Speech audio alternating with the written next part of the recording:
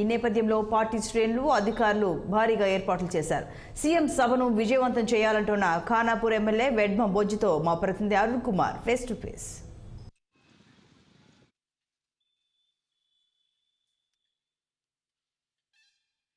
ఫిబ్రవరి 2న ఇంద్రవెల్లికి ఏదైతే సీఎం రేవంత్ రెడ్డి గారి పర్యటన అయితే ఉంది. ఇక్కడ ఏదైతే ఇంద్రవెల్లిలోని అమరుల స్తూపానికి నివాళులు అర్పించి అనంతరం భారీ బహిరంగ సభకు హాజరవుతున్నారు. ఇక్కడ బహిరంగ సభ ఏర్పాట్లు సమీక్షించడానికి ఖానాపూర్ ఎమ్మెల్యే వెడ్మ బొజ్జు పటేల్ గారు మనతో ఉన్నారు.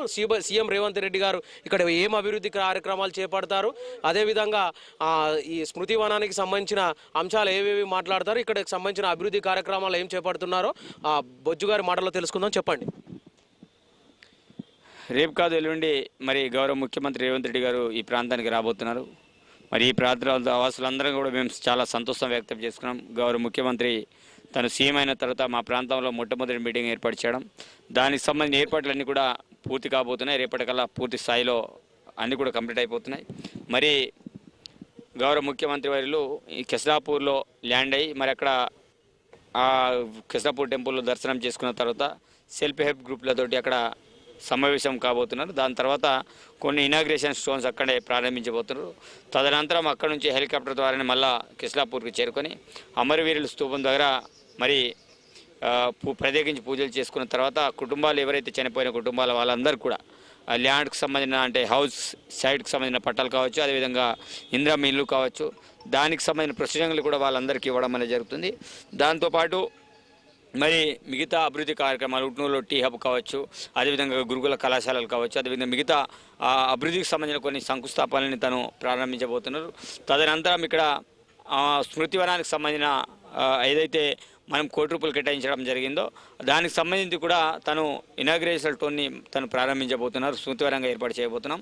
అదేవిధంగా తదనంతరం మరి పబ్లిక్ మీటింగ్ ఉంటుంది. ఆ పబ్లిక్ మీటింగ్లో ఇంక కొన్ని కూడా మేము చెప్పినట్టు 6 గ్యారెంటీలో కొన్ని అంశాలు కూడా అనౌన్స్మెంట్ చేస్తున్నట్టు మాకు తెలిసి వచ్చింది. అదేవిధంగా కడెం ప్రాజెక్టుకు సంబంధించిన ఏదైతే మరమ్మతులు ఉన్నాయో ఆ కడెం ప్రాజెక్టుకు సంబంధించిన నిధులు కూడా ఆల్రెడీ విడుదల చేయడం అనేది జరిగింది. 5 కోట్ల చిల్లర.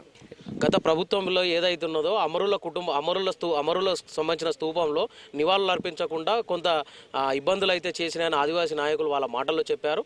ఇప్పుడు ప్రభుత్వం అంటే కాంగ్రెస్ ప్రభుత్వం అట్లాంటి ఆంక్షలు లేకుండా, అట్లాంటి నిర్బంధం లేకుండా ఆ రోజు ఏదైనా ఇంకా పెద్ద కార్యక్రమం చేస్తారా? 100% ఎలాంటి ఆంక్షలు లేవు. ఇక్కడ మొట్టమొదటిసారిగా అనుమతులు ఇవ్వకపోతే నేనే కోర్టు ద్వారా వెళ్ళి మరి కోర్టు కేసు వేసి దీనికి కలర్ వేయించే క్రమం నా ద్వారానే స్టార్ట్ కావడం అనేది జరిగింది. నేను స్వయంగా ఆ రోజులో వెంకటేశ్వర డిఎస్పీ గారు ఉండే, మరి వాళ్ళు అనుమతి ఇవ్వకపోతే నేను చిక్కుడు ప్రభాకర్ అనే అడ్వకేట్ దగ్గర పోయి కేసు పెట్టి మరి దానికి అనుమతులు తీసుకురావడం అనేది జరిగింది.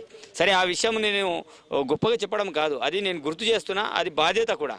కాబట్టి ఆ విషయం వాస్తవంగా ఎవరికి తెలియదు. ఈరోజు హెచ్ఆర్ఎఫ్లో పనిచేస్తున్న రాష్ట్ర అధ్యక్షుడు భుజంగరావు సార్కి ఆ విషయం తెలుసు. తనే నన్ను పంపించారు, వెళ్ళి దానికి సంబంధించిన అనుమతులు తీసుకురావడం జరిగింది. అప్పటి నుంచి కంటిన్యూ ఎలాంటి ఆంక్షలు లేవు. రేపటి రోజు కూడా ఉన్నటువంటి ప్రభుత్వం ఎలాంటి ఆంక్షలు లేకుండా పెద్ద కార్యక్రమం చేయబోతుంది. ఇది ఏదైతే అభివృద్ధి కార్యక్రమాలు కాంగ్రెస్ తోటే సాధ్యం. కాంగ్రెస్ ప్రభుత్వంలోనే అమరుల కుటుంబాలకు న్యాయం జరిగింది. స్మృతివనం కూడా కాంగ్రెస్ ఇచ్చిన మాట ప్రకారం కాంగ్రెస్ ప్రభుత్వం రేవంత్ రెడ్డి గారు ఏదైతే ఇచ్చిన మాట ప్రకారం నిలబెట్టుకున్నారని వెడమ బుజ్జు గారు మాటలో తెలుసుకున్నాం. Camera person Vishwajit, Arun Kumar, 6 TV news, Adilabad జిల్లా.